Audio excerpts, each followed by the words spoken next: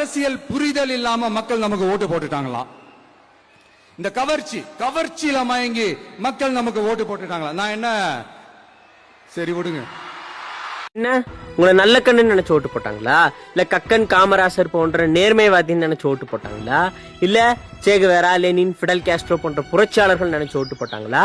இல்ல வ.உ. சிதம்பரனார், அப்புறம் திருப்பூர் குமரன் போன்ற சுதந்திர போராட்ட தியாகின்னு நினைச்சு ஓட்டு போட்டாங்களா? அதெல்லாம் எதுவும் கிடையாது. நீங்க ஒரு திரைப்பட நடிகர். அந்த திரைப்படத்துல நல்லா நடிக்கிறீங்க, நல்லா நடனம் ஆடுறீங்கன்னு சொல்லிதான் மக்கள் உங்களுக்கு ஓட்டு போட்டாங்க. ஏன்னா உங்களுக்கு கொள்கை இல்ல, தத்துவம் இல்ல, சரியான அரசியல் புரிதல் கூட இல்ல. அப்ப இதற்கு பேர் கவர்ச்சி தானே, அதை ஏத்துக்கிட்டு போங்க. அதை விட்டுட்டு கவர்ச்சி எல்லாம் பேசாதீங்க அப்படின்னு சொல்றதெல்லாம் உண்மையிலேயே அரசியலினுடைய அறியாமைன்னு தான் எடுத்துக்க முடியும்.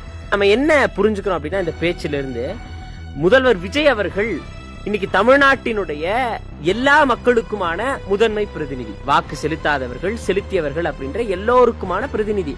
அப்ப குறைந்தபட்சம் தனக்கான பொறுப்போட பேசினாரா அப்படின்னா பேசவே இல்லை. சும்மா இந்த தேர்தல் பரப்புரை நேரங்கள்ல திமுக அதிமுக எந்த மாதிரியான விமர்சனத்தை வச்சாரோ அதே மாதிரியான விமர்சனத்தை ஸ்கிரிப்ட் பேப்பரோட திருப்பியும் திருச்சி கிழக்குல நன்றி சொல்ற கூட்டத்துல பேசியிருக்காரு. அவ்வளவுதான். எதற்காக அப்படின்னா தன்னோட ரசிகர்களுக்காகவோ தன்னோட தொண்டர்களுக்காகவோ ஒரு எனர்ஜி ஏத்தி விட்டு பேசலாம் அப்படின்னு தான் பேசிக்கிறாரே ஒழிய குறைந்தபட்சம் முதல்வர் அப்படின்ற அந்த பொறுப்புணர்வோட பேசவே இல்லை. இதுதான் உண்மை. ஏன் நான் இதை சொல்றேன் அப்படின்னா, இன்றைக்கு வரைக்கும் கர்நாடக அரசு மேகதாதுல அணை கட்டுறதுக்கான முழு முயற்சியும் எடுத்துட்டு இருக்காங்க. ஒரு முதல்வரா இப்ப வரைக்கும் அது குறித்து பேசவே கிடையாது. அப்ப ஒரு பொறுப்புணர்ச்சியோட பேசாம சும்மா வெறுமனே கடமைக்குன்னு வந்து பேசிட்டு போறதெல்லாம் எங்க போய் முடிய போகுதுன்னே தெரியல. இது ஒரு ஆக்கப்பூர்வமான அரசியலா அப்படின்னு கேட்டா கண்டிப்பா கிடையாது.